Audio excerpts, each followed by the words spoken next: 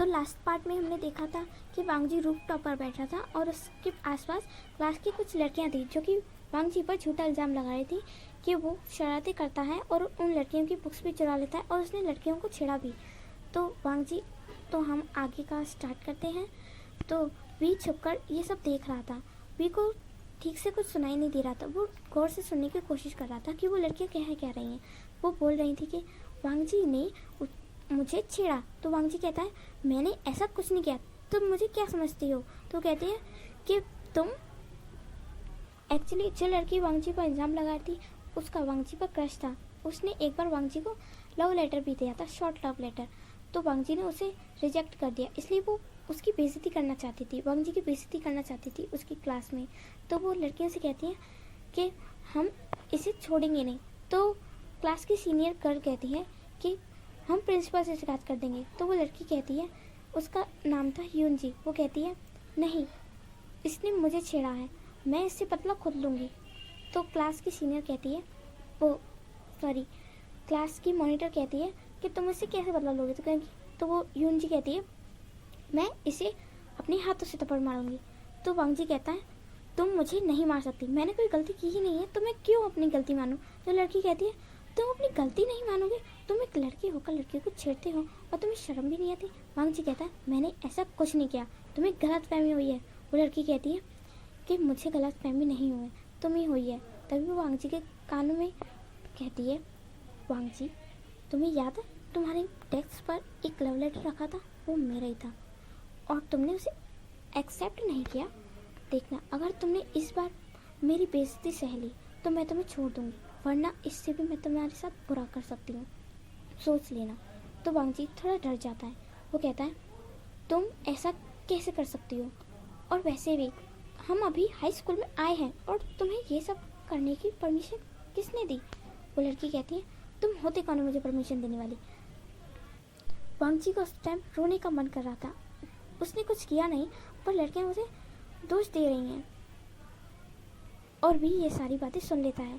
We को ऐसा लगता है कि शायद वो लड़कियां सही कह रही हैं, क्योंकि वांगजी क्लास में पढ़ा था और वो बॉय भी था।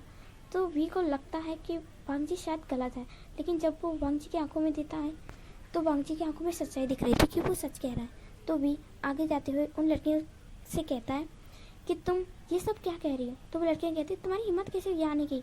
तो वी कहता है तुम ये सब क्या कर रही हो। वी थोड़ा गुस्से में कहता है। वो लड़कियां कहती है कि इसने हमारी फ्रेंड यूनजी को छेड़ा। तो वी कहता है ऐसा हो ही नहीं सकता। तो यूनजी कहती है तुम्हें कैसे पता, क्या तुम वहाँ थे, मुझे छेड़ा गया तो मुझे पता है, इसने मेरे बैग पर मुझे तो कहने में भी शर्म आ रही है। तो वांगजी कहता है ऐसा कुछ नहीं है।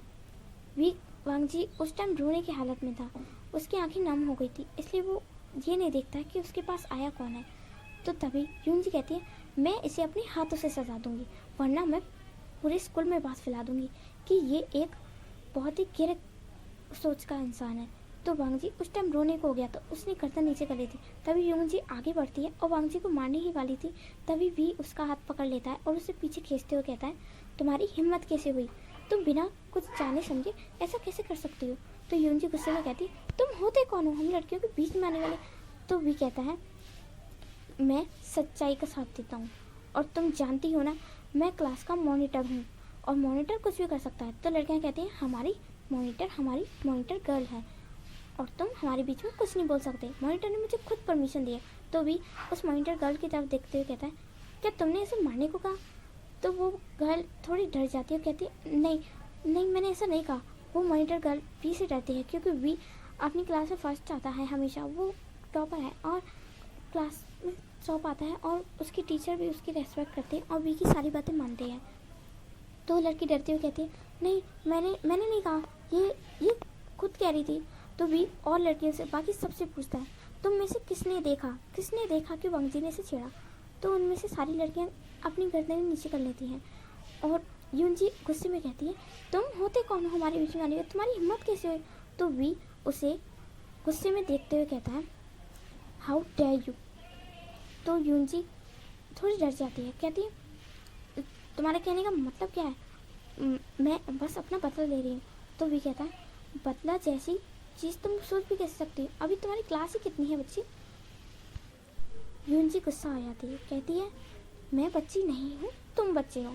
वी कहता है वो तो देखा जाएगा कि कौन बच्चा है कौन नहीं, और मैं पूछ रहा हूँ कि किसने देखा वांग जी को ऐसे छेड़ते हुए। तो वो लड़की कहती है उनमें से कोई भी लड़की कुछ जवाब नहीं देती। तो भी कहता है बस फैसला हो गया, किसने नहीं देखा, ना कोई गवाह है ना तुम्हारे पास कोई सबूत, बस। फिर वो कहता है अब जाओ, टीचर आने वाले हैं और सब के सब अपनी क्लास में जाओ। सारी लड़कियाँ फिर गुस्से में वहाँ से चली जाती और यूनजी वी को देखकर बहुत गुस्सा करती है, कहती तुमसे मैं बदला ज़रूर लूँगी वी, याद रखना। तो वी फिर देखता है कि वांग जी धीरे धीरे रो रहा था। वी का मन कर रहा था कि वो वांग जी को हक कर ले, उसे चुप कराए, लेकिन वी ऐसा नहीं कर पाता है और वो फिर चुपचाप नीचे की ओर जाने लगता है। फिर वो एक बार फिर से मुड़ कर देखता है कि वांग जी अब सच्ची में रो रहा था। वो धीरे धीरे रोता है। फिर वी सोचता है कि रोने से भी वांग जी का मन हल्का होगा। फिर वो वांग जी के पास जाता है और अपना हैंकी देते हुए कहता है कि थोड़ी देर तुम रो सकते हो, लेकिन ज़्यादा देर मत लगाना, थोड़ी देर में टीचर आ जाएंगे, तुम नीचे आ जाना। वांग जी ये नहीं देख पाता है कि उसके पास कौन आया था। वो हैंकी लेता है और कहता है थैंक यू। भी कहता है कि अगर कोई तुम्हें फोर्स करे तो ज़रूरी नहीं है कि वो चीज़ अच्छी ही हो, हमेशा अच्छी चीज़ों का ही साथ दो। तो भी ऐसा कहकर चला जाता है और वांग जी कहता है थैंक यू। भी कहता है इसमें थैंक यू की कोई बात नहीं है, और भी वहाँ से चला जाता है। तभी निया सांग उसे ढूंढते हुए आ रहा था। तो वी से कहता है वी तुम कहाँ थे। वी कहता है कहीं नहीं। वो फिर यून जी की तरफ देखता है जो कि क्लास में बैठ चुकी थी और वो ऐसे दिखा रही थी जैसे कि अभी कुछ हुआ ही नहीं। थोड़ी देर बाद वांग जी भी आ जाता है। उसकी आंखें रेड हो गई थी पर वो चुप हो गया था और वो अपनी डेस्क पर बैठ जाता है। कुछ टाइम बाद टीचर पढ़ा रहे थे तो वांग जी अपनी टेबल पर ही सो जाता है। आज वांग जी किसी से बातें नहीं कर रहा था और ना ही किसी की तरफ देख रहा था और ना ही कुछ हरकतें कर रहा था। ये सब देखकर क्लास में बहुत शांति थी और ये देखकर वी को थोड़ा अच्छा नहीं लगा कि यून जी की वजह से क्या क्या हो गया, आखिर यून जी ने ऐसा क्यों किया। तो वो अपनी स्टडी करने लगता है और निया सांग उससे पूछता भी है कि वी क्या हुआ है, तुम रूफटॉप से आए हो तब से चुप हो। तो वी कहता है कुछ नहीं, मैं तुम्हें बाद में बताऊंगा। तो निया सांग कहता है ठीक है। वी फिर कैंटीन से वांग जी के लिए एक कैंडी लाता है। वो बहुत ही स्वीट कैंडी थी। वी लाता है और वांग जी की टेबल पर रख देता है। वांग जी उस टाइम सो रहा था। वी उसे वांग जी की टेबल पर रख देता है और कहता है इसे खा लेना, तुम्हें अच्छा फील होगा। वी को लगता है कि वांग जी जागा हुआ है, लेकिन वांग जी सो रहा था। वांग जी जब उठता है और अपनी टेबल पर कैंडी देखता है तो वो बहुत खुश होता है और कहता है शायद वो उसी लड़के ने रखी है, और वांग जी फिर उस कैंडी को अपने बैग में रख देता है। कुछ दिनों तक वांग जी स्कूल नहीं आता है। वी ये नोटिस करता है कि वांग जी स्कूल नहीं आए तो उसे टेंशन होने लगती है। वो टीचर से भी एक बार पूछता है कि वो वांग जी आया नहीं, तो टीचर कहते हैं कि उसकी तबीयत थोड़ी ठीक नहीं है, उसे कोल्ड हो गया है। तो वी कहता है ओके। तो 2-3 दिन बाद जब वांग जी स्कूल आता है तो वह मास्क लगा कर आया था, और वी जब उसे मास्क लगाते हुए देखता है तो वी को बहुत अच्छा लगता है, क्योंकि वांग जी ब्लैक मास्क में बहुत ही ज़्यादा हैंडसम लग रहा था। एक तो उसके ब्लैक हेयर्स और उसकी ब्लैक आइज़ और ऊपर से उसका ब्लैक मास्क, इतना ज़्यादा वांग जी उस टाइम हैंडसम लग रहा था कि वी की तो नजरें ही नहीं हट रही थी वांग जी से। उस दिन निया सांग स्कूल नहीं आया था तो वी उस दिन बिल्कुल भी पढ़ाई नहीं करता कि आज तो निया सांग है नहीं, टीच नहीं करेगा। तो वी पूरे दिन अब वांग जी को ही देख रहा था, और आज टीचर ने टेस्ट भी ले लिया, सरप्राइज टेस्ट। और वी पूरा टाइम बस लर्निंग के टाइम में पूरा टाइम वांग जी को ही देखता रहा, जिस वजह से उसे टेस्ट याद नहीं हुआ। और जब टेस्ट की बारी आई तो वांग जी ने टेस्ट बहुत अच्छा दिया, और ये देखकर वी को बहुत अच्छा लगा। और फिर टीचर सबको ताली बजाने के लिए भी कहते हैं कि वांग जी की ना अच्छी विशेष करो कि ये अच्छे से पढ़ाई में पास हो जाए। तो वांग जी कहता है थैंक यू टीचर। तो वी देखता है कि वांग जी की आवाज़ थोड़ी बैठी सी हो गई है, इसका मतलब कि वांग जी को कोल्ड हो गया है। तो वी फिर वांग जी के चेहरे को गौर से देखता है कि अब वांग जी के चेहरे पर और उसकी नेक पर से वो ब्लैक मार्क्स हट गए हैं जो काले धब्बे से थे उसकी नेक पर और मुंह पर, तो वो ठीक हो गए थे। तो अब वांग जी और भी ज़्यादा बहुत ज़्यादा हैंडसम लग रहा था। और वी जब ये देखता है तो उसके तो खुशी का ठिकाना नहीं था कि अब वांगजी कितना ज़्यादा हैंडसम लग रहा है। अच्छा हुआ कि अभी नेहा संग नहीं है, वरना वो वांगजी को ऐसे देखता तो पागल ही हो जाता।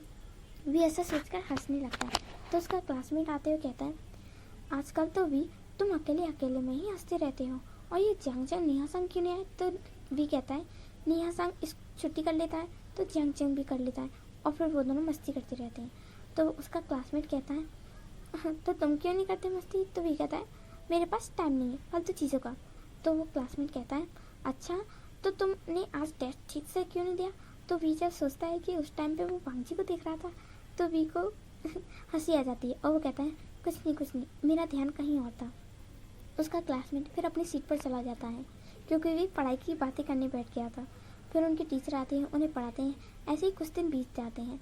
तो नेहा संग भी नोटिस करता है कि वांगजी के वो ब्लैक मार्क्स हट गए हैं, जिससे वांगजी बहुत ज़्यादा हैंडसम लग रहा है।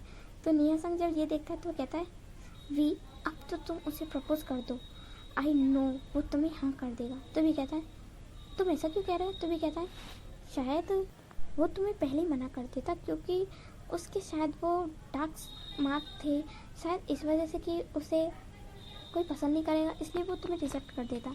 लेकिन अब तो मुझे लगता है कि वो तुम्हें ज़रूर पास कर देगा। तो भी कहता है, मैं कोई टेस्ट थोड़ी दे जाऊँ जो वो मुझे पास कर देगा। तो नेहा संग टीज करते हुए कहता है, तुम एक बार टेस्ट करके तो देखो, उसे टेस्ट करके तो देखो। तो वी उसे मारते हुए कहता है कि तुम शेमलेस कह के तुम मुझसे ऐसी बातें कैसे कर सकते हो? तो नेहा संग कहता है, मैंने ऐसी बात ही करनी स्टार्ट किया, तुम्हें तो बताया। तो भी कहता है, मैंने सिर्फ ये बताया कि मुझे वो देखने में अच्छा लगता है, देखने में ठीक ठाक है। तो नेहा संग कहता है, अच्छा ठीक ठाक है? तो भी कहता है, हाँ, और तुम भी अपने लिए कोई ठीक ठाक गर्ल ढूंढ लो। तो नेहा संग कहता है, अगर मैं भी बॉय ढूंढ लूँ तो भी कहता है, नेहा संग तुम बॉय हो। तो कहता है, तो क्या हुआ, मुझे भी तुम्हारी ऐसा बॉय मिल जाए। मैंने तो ये सोचा ही नहीं क्यों ना तुम्हें मेरा बॉयफ्रेंड बन जाओ। तो भी कहता है, इम्पॉसिबल, मुझे स्टडी करनी है। तो नेहा संग कहता है, कर लो ना, प्लीज़ प्लीज़ प्लीज़ मेरे साथ डेट कर लो ना, मेरे साथ प्लीज़ मेरे बॉयफ्रेंड बन जाना। तो भी कहता है, नहीं नहीं नहीं। तभी जंग चंग आता है, कहता है, क्या बातें हो रही हैं? तो नेहा संग कहता है, कैसा रहेगा कि तुम मेरे साले बन जाओ? तो जंग चंग कहता है, क्या तुम मेरी सीजी को पटा रहे हो? तुम ऐसा कैसे कर सकते हो? अभी तो तुम हाई स्कूल पास भी नहीं हो और तुम मेरी सीजी को पटाना चाह रहे हो? तो नेहा संग कहता है, अपने माथे पर हाथ मारते हुए कहता है, अरे तुम समझे नहीं, मैं तुम्हारे छोटे भाई का बॉयफ्रेंड बनने के लिए कह रहा था। तो जंग चंग कहता है, हाँ ये और बॉयफ्रेंड, इसलिए तो घर पर फ़ोन भी नहीं चलाता, ये तुम्हारा बॉयफ्रेंड क्या बनेगा? तो नेहा संग कहता है, क्या सच में ये बिल्कुल भी फ़ोन नहीं चलाता? तो जंग चंग कहता है, नहीं, और वैसे भी मॉम इसे फ़ोन देती ही नहीं है। तो भी कहता है, मुझे इन फालतू चीज़ों को यूज़ करने का टाइम नहीं है। तो नेहा संग फिर गाल फैलाते हुए कहता है, पाउट बनाते हुए कहता है, वी मेरे साथ एक बार ट्राई तो करो ना। भी कहता है, क्या मेरे साथ डेटिंग करो ना। तो भी कहता है, नेहा संग मुझे माफ़ कर दो, तुम मेरे फ्रेंड बने ही क्यों? मैं अच्छा खासा पढ़ाई में कर रहा था, और देखो इतना टाइम हमने बातें करने में वेस्ट कर दिया, इतनी टाइम में हम पढ़ाई कर देते। तो नेहा संग हंसते हुए कहता है, कितना पढ़ाई करोगे, पढ़ाई कर करके कहाँ जाओगे? तो जंग चंग कहता है, ये तो जाएगा सीधे पेरिस, लंदन या फिर स्विट्ज़रलैंड। तो भी कहता है, मैं इनमें से कहीं नहीं जाने वाला। तो नेहा संग कहने लगता है, तो फिर तुम कहाँ जाओगे? तो भी कहता है, मैं तो अपने चाइना में ही रहूँगा, मेरा चाइना सबसे बेस्ट है। तो नेहा संग कहता है, हाँ वैसे मैंने सुना है आर्टिस्ट को दूसरे देशों से भी बुलाया जाता है आर्ट के एग्जीबिशन के लिए, क्या तुम भी जाया करोगे? तो भी कहता है, अभी देखा जाएगा, मैं नहीं अभी कहीं जा रहा। तो नेहा संग कहता है, आज का पार्ट यहीं पर ख़त्म होता है। थैंक यू सो मच मेरा पार्ट सुनने के लिए, और कमेंट ज़रूर करना। Thank you so much.